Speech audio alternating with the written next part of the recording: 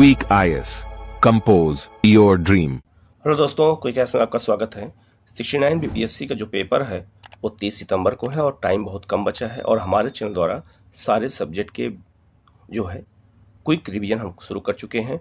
बिहार की प्रमुख योजनाओं के आज हम देखेंगे और बिहार की सारी प्रमुख योजनाओं में जो बहुत महत्वपूर्ण है पहले उनको देखेंगे।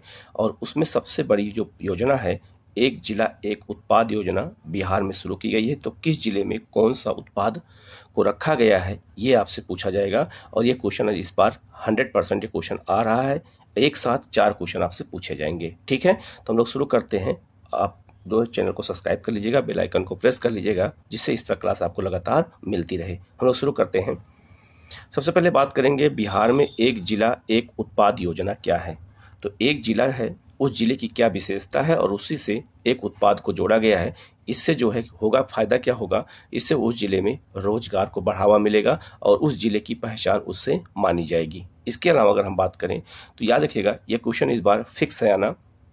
और ये एक चीज़ बहुत जो सबसे महत्वपूर्ण चीज़ है कि एक साथ आपसे 4 क्वेश्चन पूछे जा सकते हैं। 4 जो है उत्पाद के नाम होंगे और उनको 4 जिलों से मिलाना होगा। ये आपसे एग्जाम में क्वेश्चन पूछा जाएगा। तो सबसे पहले हम लोग शुरू करते हैं उन जिलों को जहां पर मखाना को चुना गया है, ठीक है। तो एक जिला एक उत्पाद योजना के तहत जो है सबसे पहले अगर हम बात करें तो मखाना को चुना गया है। तो मखाना टोटल 6 जिलों में है, आपसे भी पूछा जाएगा। और सबसे अधिक जिलों को चुना गया है एक उत्पाद के अंतर्गत मखाना को ही, ठीक है। तो जो बिहार का मिथिलांचल का क्षेत्र है वो मखाना उत्पादन के लिए जाना जाता है। और याद रखिएगा मखाना को के अंतर्गत एक जिला एक उत्पाद के अंतर्गत मखाना के अंदर जो 6 जिले हैं वो कौन कौन से हैं। अररिया है, दरभंगा है, कटिहार है, मधुबनी है, सहरसा है और सुपौल है, ठीक है। इन 6 जिलों को चुना गया है किसके लिए, तो मखाना के लिए चुना गया है। इसमें एक आपको ध्यान रखना है कि उसी क्षेत्र में पूर्णिया है लेकिन पूर्णिया को शामिल नहीं किया गया है। आप इस मैप के थ्रू भी देख सकते हैं, इन सब जिलों को देख सकते हैं। इसमें जो है याद रखिएगा जो है पूर्णिया को इसमें नहीं चुना गया है, ये बात याद रखना। इसके अलावा अगर हम देखें तो किशनगंज को भी इसके अंतर्गत शामिल नहीं किया गया है इस क्षेत्र में। तो मखाना उत्पादन का अगर हम क्षेत्र कहें तो मखाना उत्पादन का यही वाला क्षेत्र है मिथिलांचल का और ये पूरा मखाना के लिए जाना जाता है। और ये जो है एक जिला एक उत्पाद के अंतर्गत मखाना के अंतर्गत ये 6 जिलों को शामिल किया गया है, इसको याद रखिएगा। तो सबसे अधिक जिले जो हैं वो मखाना के अंतर्गत आएंगे, ये भी याद रखिएगा। आगे आते हैं दाल आधारित उत्पाद बेसन और सत्तू के लिए 2 जिलों को चुना गया है, अरवल और जहानाबाद को। तो ये बहुत महत्वपूर्ण है, ये आपको याद रखना है। इसके अलावा लीची आधारित उत्पाद के लिए 3 जिलों को चुना गया है जहां पर जो है लीची आधारित उत्पाद होंगे पूर्वी चंपारण, मुजफ्फरपुर और सीतामढ़ी। और सबसे अधिक लीची जो है मुजफ्फरपुर में होता भी है। तो याद रखिएगा 3 जिलों को लीची आधारित उत्पाद के लिए चुना गया है। चावल आधारित उत्पाद पोहा मुरमुरा के लिए चुना गया है, किसके लिए, तो चावल आधारित उत्पाद में पोहा और मुरमुरा दोनों के लिए चुना गया है। किसे, कैमूर को, मुंगेर को और रोहतास को चुना गया है। तो ये बहुत महत्वपूर्ण है, इसको अच्छे से याद रखिएगा, ठीक है। इसके अलावा स्ट्रॉबेरी आधारित उत्पाद के लिए औरंगाबाद को चुना गया है। तो ये बहुत महत्वपूर्ण है क्योंकि सिंगल एक ही जिला है, ये पूछा जा सकता है, ठीक है। करतनी चावल आधारित उत्पाद के लिए केवल बांका को चुना गया है, इसको भी याद रखना, ये भी सिंगल है। मिर्चा आधारित उत्पाद के लिए बेगूसराय को चुना गया है और जरदालू आम के लिए भागलपुर को चुना गया है, ये भी याद रखिएगा, ठीक है। भारतीय पारंपरिक मिठाई खुरमा और बेलग्रामी के लिए भोजपुर को चुना गया है, ये भी सिंगल जिला है, ये भी आपसे पूछा जा सकता है। जबकि भारतीय पारंपरिक मिठाई बसीता या पापड़ी के लिए बक्सर को चुना गया है और तिल आधारित उत्पाद के लिए गया को चुना गया है, ठीक है। ये सब सिंगल जिले हैं तो यहाँ से क्वेश्चन बन सकते हैं। पपीता आधारित उत्पाद के लिए गोपालगंज को और लघु वन उपज कटहल और टहल के लिए किसको चुना गया है, तो जमुई को चुना गया है क्योंकि जमुई बिहार के दक्षिणी क्षेत्र में है, तो पठारी क्षेत्र में है, तो यहाँ पर ज़्यादा वन पाए जाते हैं। केला आधारित उत्पाद के लिए चुना गया है खगड़िया को और शिवहर को चुना गया है, ये बहुत महत्वपूर्ण है, इसको भी याद रखिएगा। अनानास आधारित उत्पाद के लिए किशनगंज को चुना गया है और टमाटर आधारित उत्पाद के लिए लखीसराय और सारण को चुना गया है टमाटर के लिए। आम आधारित उत्पाद के लिए मधेपुरा को चुना गया है और आलू आधारित उत्पाद के लिए नालंदा को चुना गया है, ठीक है। तो ये प्रमुख उत्पाद हैं। इसके अलावा पान की बेल के लिए नवादा को और बेकरी उत्पाद के लिए पटना को। तो पटना चूंकि राजधानी है तो ये पूछा जा सकता है कि पटना को किस उत्पाद के लिए चुना गया है, तो बेकरी के लिए चुना गया है। इसको आप अच्छे से याद रखिएगा। मक्का आधारित उत्पाद के लिए पूर्णिया को चुना गया है, ठीक है, और हल्दी के लिए समस्तीपुर को चुना गया है, ठीक है। तो बिहार के 38 जिलों में अलग अलग उत्पाद की पहचान की गई है। प्याज आधारित उत्पाद के लिए शेखपुरा को चुना गया है, और इसी तरह जो है मेथा आधारित उत्पाद के लिए सीवान को चुना गया है। और याद रखिएगा शहद के लिए वैशाली को चुना गया है, और गन्ना आधारित उत्पाद के लिए पश्चिमी चंपारण को चुना गया है, क्योंकि पश्चिमी चंपारण में गन्ना ज़्यादा होता भी है। तो गन्ना से गुड़ बनता है या जो भी चीज़ बनेगा उसका जो है पहचान पश्चिमी चंपारण होगा। तो टोटल 38 जिले थे जहां पर एक जिला एक उत्पाद के अंतर्गत शामिल किया गया है। आपको सबको अच्छे से देखना है, किसी क्वेश्चन में अगर डाउट हो बताना हमसे, ठीक है। आगे बढ़ते हैं हम लोग। दूसरी न्यूज है भागलपुर जिले का अपना शहर जैव विविधता सूचकांक होगा, ठीक है। तो जैव विविधता सूचकांक जो जारी किया जाता है राष्ट्रीय स्तर पे भी और इंटरनेशनल लेवल पे, लेकिन बिहार का एक जिला है भागलपुर जहां जैव विविधता सूचकांक अपना स्वयं का होगा, ठीक है। इस इंडेक्स को जो है या इस सूचकांक को सिंगापुर इंडेक्स भी कहा जाता है। ये भी याद रखना, ये भी क्वेश्चन आपसे पूछा जा सकता है। 11 अगस्त 2023 को बिहार सरकार ने वित्तीय वर्ष 2023-24 के अंत तक भागलपुर के लिए सिटी बायोडायवर्सिटी इंडेक्स, ठीक है, CBI विकसित करने का निर्णय लिया है। किसने? तो बिहार की सरकार ने लिया है। तो ये बहुत अच्छी पहल है और ये क्वेश्चन 99% ये क्वेश्चन आ सकता है। और ये भी पूछा जा सकता है कि सिंगापुर इंडेक्स जो है इसको किसको कहा जाता है, तो ये भी आपसे पूछा जा सकता है। तो ये भी बहुत महत्वपूर्ण क्वेश्चन है, याद रखिएगा। आगे बढ़ते हैं। बिहार का पहला हाथी गलियारा बनाया गया है, ये जो बहुत महत्वपूर्ण है। बिहार का हाथी गलियारा बिहार के जमुई जिले में बनाया गया है, ठीक है। जमुई जिले में जमुई झांझा चकाई वन क्षेत्र की पहचान बिहार के पहले हाथी गलियारे के रूप में की गई है। तो याद रखना, हाथी गलियारा का मतलब यह हो गया कि जिन क्षेत्रों में हाथी रहते हैं उस पूरे क्षेत्र को संरक्षित किया जाएगा और एक जो है कॉरिडोर बनाया जाएगा, उसी को हाथी गलियारा कहा गया है। सबसे बड़ा इंपॉर्टेंट चीज़ ये है कि बिहार का चूंकि पहला है और कहाँ बन रहा है, जमुई में बन रहा है, ये सबसे ज़्यादा इंपॉर्टेंट है, इसको अच्छे से याद रखिएगा। हाथी जो बिहार का हाथी गलियारे का उल्लेख केंद्र सरकार की हाथी परियोजना द्वारा तैयार किए गए रिपोर्ट भारत के हाथी गलियारे 2023 के आधार पर किया गया है। गलियारे की जो सांकेतिक लंबाई होगी वो 46 किलोमीटर होगी और चौड़ाई 30 से 50 मीटर होगी। तो ये गलियारा बनाया जा रहा है कहाँ पर? जमुई में बनाया जा रहा है। ये क्वेश्चन आपसे जो है 99% ये क्वेश्चन पूछा जा सकता है। नेक्स्ट है G20 देशों की कला प्रदर्शनी। आपसे पूछा जाएगा कि बिहार के किस जिले में G20 देशों की कला प्रदर्शनी का आयोजन किया गया है, तो पटना में किया गया है। और कहाँ पर? बिहार संग्रहालय पटना में G20 देशों की कला प्रदर्शनी का जो है वहाँ पर लगाया गया था। ये बहुत महत्वपूर्ण है, याद रखिएगा। और इसका उद्घाटन मुख्यमंत्री नीतीश कुमार ने किया है। तो पटना याद रखिएगा आपको। और G20 देशों की कला संस्कृति प्रदर्शनी है, ये सबसे महत्वपूर्ण है, इसको याद रखिएगा, ठीक है। इस प्रदर्शनी का जो है शीर्षक क्या रखा गया था? Together be art. Together be art था। ये 99% क्वेश्चन एग्जाम में आ सकता है। बहुत महत्वपूर्ण जो क्वेश्चन है, मैंने उसी को इसमें मेंशन किया है, तो इसको अच्छे से आप लोग देखिए लीजिएगा, ठीक है। नेक्स्ट है IIT पटना में Indo Japan centre of excellence की स्थापना की जा रही है। आपसे पूछा जाएगा Indo Japan centre for excellence की स्थापना कहाँ की जा रही है, तो IIT पटना में की जा रही है, ठीक है। तो याद रखिएगा IIT पटना के 15वें स्थापना दिवस पर इस सेंटर की स्थापना की जा रही है। और यहीं सितंबर 2023 में बिहार का पहला सुपर कंप्यूटर IIT पटना में स्थापित किया जाना प्रस्तावित है। ये बहुत महत्वपूर्ण है। तो आपसे ये 99% क्वेश्चन आ सकता है कि पूछा जाएगा कि बिहार में पहला सुपर कंप्यूटर कहाँ स्थापित किया जाना है, तो IIT पटना में किया जाना है। ये बहुत महत्वपूर्ण है। और यहीं पर Indo Japan centre of excellence की स्थापना की गई है। तो ये क्वेश्चन, यहाँ 2 क्वेश्चन बन सकता है। तो ये क्वेश्चन आपसे पूछा जा सकता है 99%, ठीक है।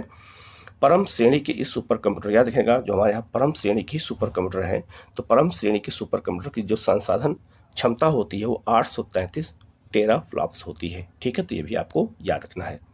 नेक्स्ट क्वेश्चन है बिहार में हिरणों के संरक्षण के लिए अभ्यारण्य बनाया जा रहा है, ये भी बिहार का पहला होगा। ठीक है, जो इस तरह का बक्सर में बन रहा है। तो बिहार के बक्सर जिले में हिरणों के और काले हिरणों के संरक्षण के लिए एक अभ्यारण्य निर्माण की अधिसूचना जारी की गई है। तो इसका मतलब आपसे पूछा जाएगा कि अभी हाल में बिहार के किस जिले में हिरणों के संरक्षण और अभ्यारण्य के लिए जो है, या काले हिरण के अभ्यारण्य के लिए कौन सा, कहाँ पर बनाया जा रहा है अभ्यारण्य, तो वो बक्सर में बनाया जा रहा है। जो बच्चे बक्सर के होंगे उनको पता होगा कि वहाँ के खेतों वोतों में भी हमको हिरन दिखाई देते हैं वहाँ पर। अगर वो बच्चे जो वीडियो देख रहे होंगे जो बक्सर के होंगे उनको ये पता होगा, क्योंकि खेत वोत में भी हिरन दिखाई देते हैं।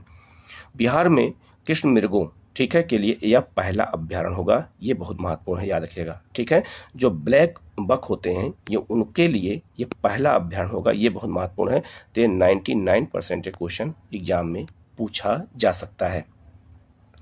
नेक्स्ट क्वेश्चन बहुत महत्वपूर्ण है। बिहार में वर्ष का धार्मिक पर्यटन गंतव्य स्थल घोषित किया गया है। इसका जो है पुरस्कार बिहार को मिला है। मतलब इसका मतलब ये हुआ कि बिहार में धार्मिक पर्यटन के अंतर्गत सबसे ज़्यादा लोग बिहार में आए हुए हैं। ये अवार्ड मिला है किसको? बिहार को। तो बंगलोर में आयोजित इंडिया इंटरनेशनल ट्रेवल मार्ट 2023 में राज्य को यह प्रतिष्ठित पुरस्कार दिया गया है। किसके लिए? क्योंकि बिहार में धार्मिक रूप से पर्यटन सबसे ज़्यादा हुआ है। ये अवार्ड इसीलिए दिया गया है। तो ये भी 99% क्वेश्चन एग्जाम में आ सकता है। नेक्स्ट है भूमि सम्मान 2023। भूमि सम्मान 2023 जो है, याद रखिएगा, ये नई दिल्ली में राष्ट्रपति द्रौपदी मुर्मू द्वारा भूमि सम्मान 2023 प्रदान किया गया। बिहार के 5 जिलों को यह सम्मान दिया गया है। ये 100% क्वेश्चन आ सकता है। ठीक है, ये बहुत महत्वपूर्ण क्वेश्चन है, याद रखिएगा। पूछा जाएगा कि बिहार में भूमि सम्मान 2023 जो पुरस्कार है वो राष्ट्रपति द्वारा कितने जिलों को दिया गया है? 5 जिलों को। और 5 जिले कौन कौन से हैं? तो नालंदा है, जहानाबाद है, लखीसराय है, भोजपुर है और किशनगंज है। तो आपको ये पूरा अच्छे से याद कर लेना है। ये 5 वही जिले हैं जिसको भूमि सम्मान पुरस्कार दिया गया है राष्ट्रपति के द्वारा। ठीक है, तो ये भी क्वेश्चन 100% क्वेश्चन आ सकता है। सारे इंपॉर्टेंट क्वेश्चन ही मैंने इसमें मेंशन किए हैं। नेक्स्ट है अश्वमेध देवी बिहार महिला आयोग की नई अध्यक्ष बनाई गई हैं। इनके बारे में इतना याद रखेगा। और जो अध्यक्ष का पद होता है वो मनोनयन होता है और 3 वर्ष या 65 वर्ष की आयु जो पहले पूरा हो जाए उस यहाँ तक काम किया कौन करती हैं? तो महिला आयोग की अध्यक्ष। ठीक है, तो ये आप इनका नाम भी याद रखिएगा।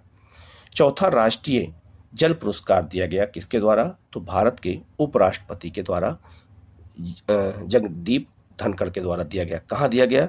दिल्ली के विज्ञान भवन में यह पुरस्कार दिया गया। इसमें सर्वश्रेष्ठ राज्य का पुरस्कार मध्य प्रदेश को दिया गया है, जबकि इसी श्रेणी में बिहार, आंध्र प्रदेश के साथ संयुक्त रूप से तीसरा स्थान प्राप्त हुआ है। ये भी याद रखिएगा, ये बिहार के लिए बहुत महत्वपूर्ण है। ये क्वेश्चन आपसे पूछा जा सकता है।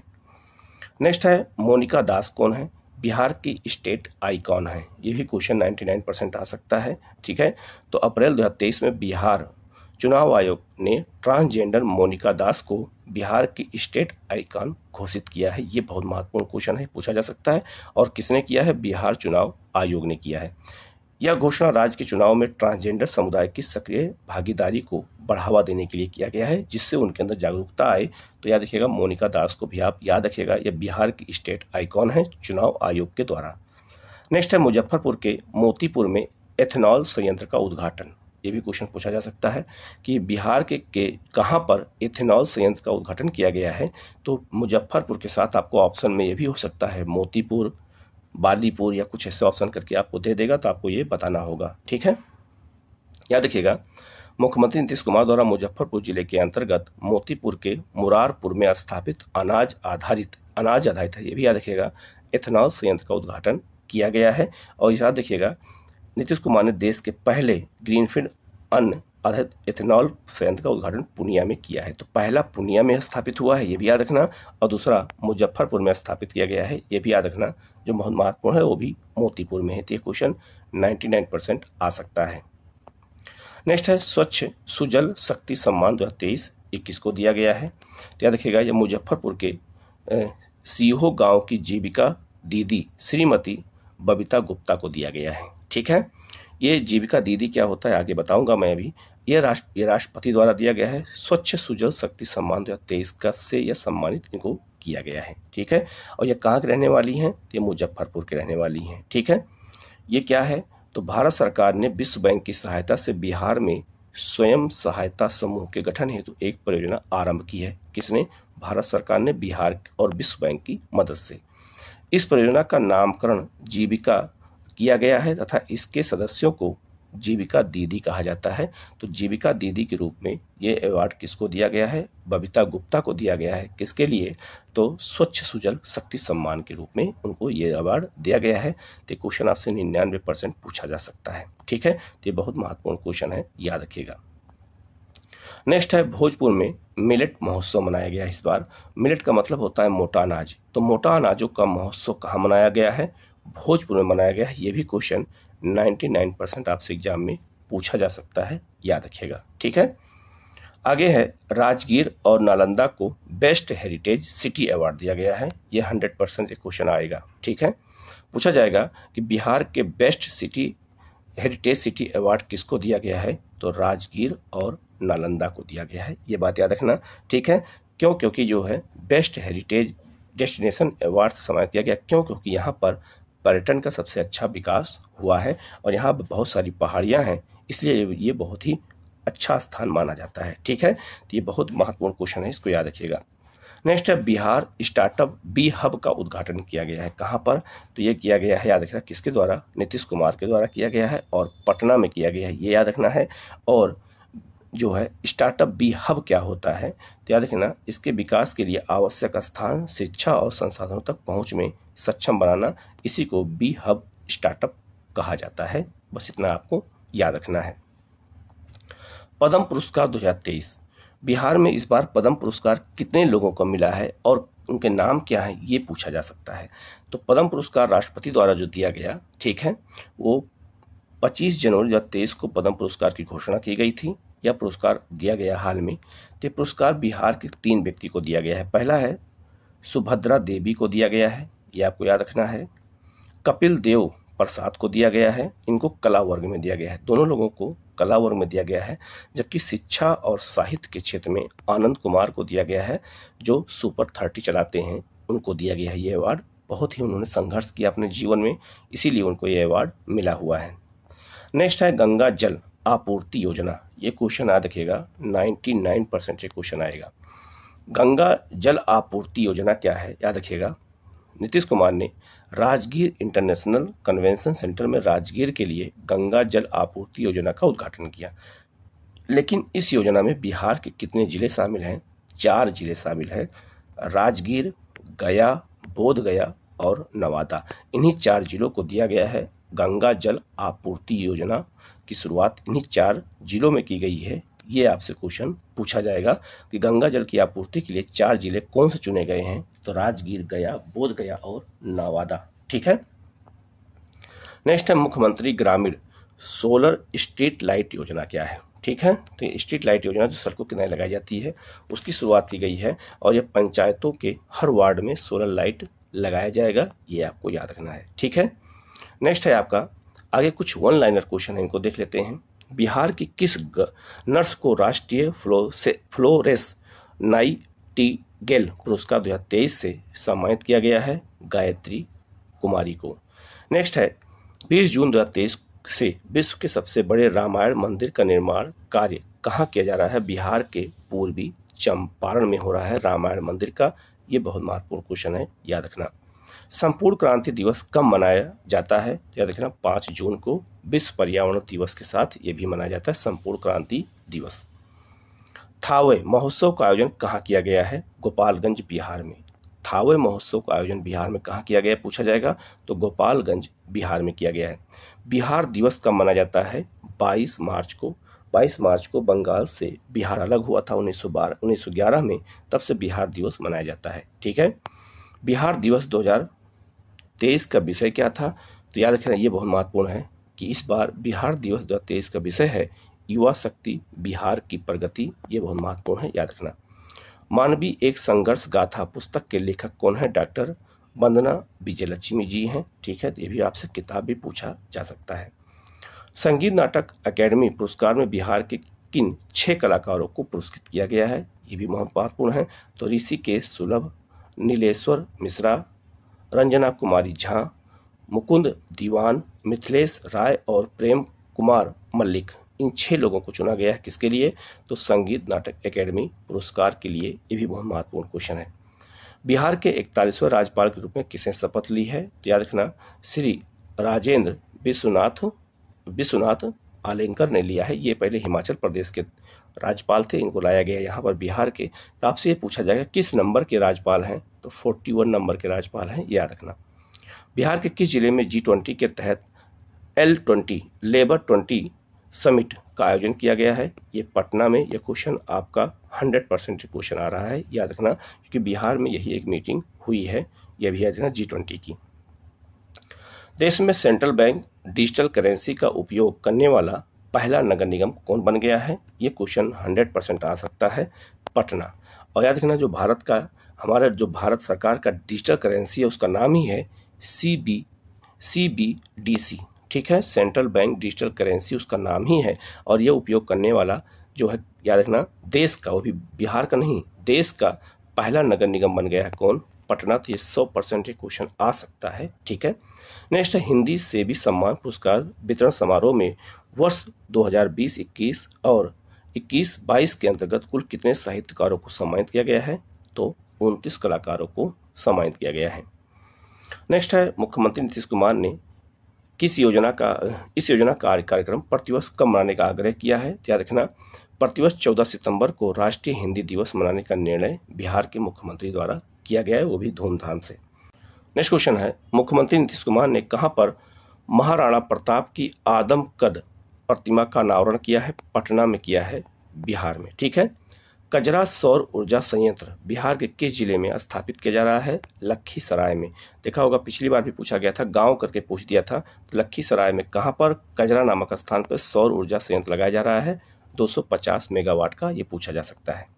भगवान बुद्ध की सैन मुद्रा में भारत की सबसे बड़ी प्रतिमा का निर्माण कहाँ किया जा रहा है? बोध गया में किया जा रहा है, ठीक है। तो शयन मुद्रा में आप ये जो है इमेज देख सकते हैं कि जो ये मुद्रा में बैठे हुए हैं, मतलब बुद्ध जो हैं इस मुद्रा में है, इसी को शयन मुद्रा कहते हैं। और इस मुद्रा में बिहार की क्या, पूरे भारत की सबसे बड़ी प्रतिमा का निर्माण कहाँ किया जा रहा है? बोध गया में। और बुद्ध को ज्ञान बोध गया में ही प्राप्त हुआ था। नेक्स्ट है, बिहार के पहले मल्टी मॉडल लॉजिस्टिक पार्क की स्थापना कहाँ की जा रही है? तो पटना के फतुहा में की जा रही है, ये भी याद रखना।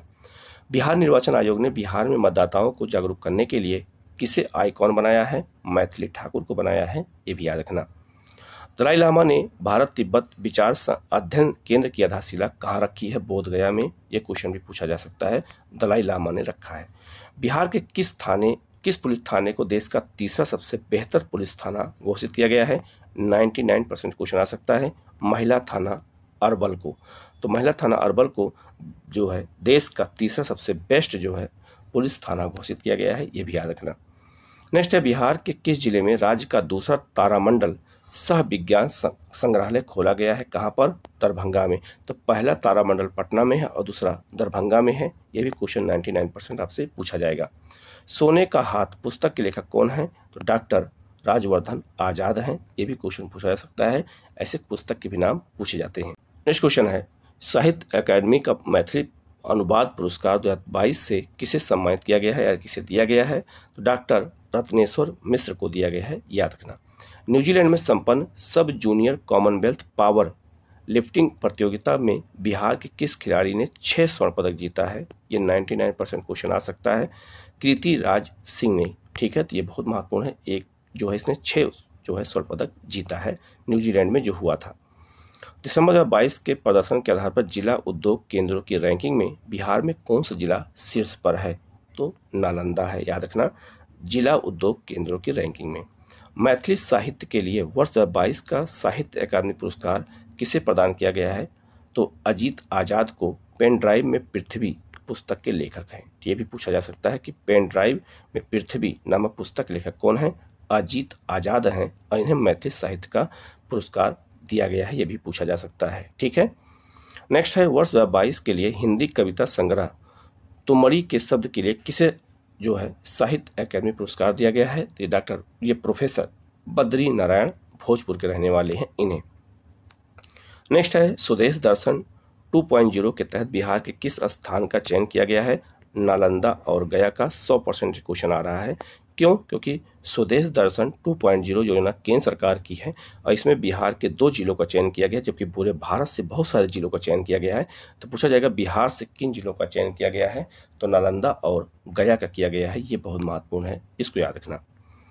नेक्स्ट है, भारत सरकार ने जो है प्रसाद योजना के तहत बिहार के किन स्थल का चयन किया? तो प्रसाद योजना भी पर्यटन के लिए है, तो याद रखना ये सीतामढ़ी को, नौरा धाम सीतामढ़ी को चुना गया है। किसके लिए? प्रसाद योजना के अंतर्गत। ये भी जो है 99% क्वेश्चन आ सकता है। ठीक है। नेक्स्ट है आपका, न्यूजीलैंड के ऑकलैंड में आयोजित कॉमनवेल्थ पावर लिफ्टिंग के सीनियर वर्ग में बिहार की सुधा कुमारी ने कुल कितने पदक जीते हैं? तो 4 पदक जीता है। याद रखना, ये भी बहुत महत्वपूर्ण है, पूछा जा सकता है। ठीक है, और ये दिसंबर 5 को हुआ था।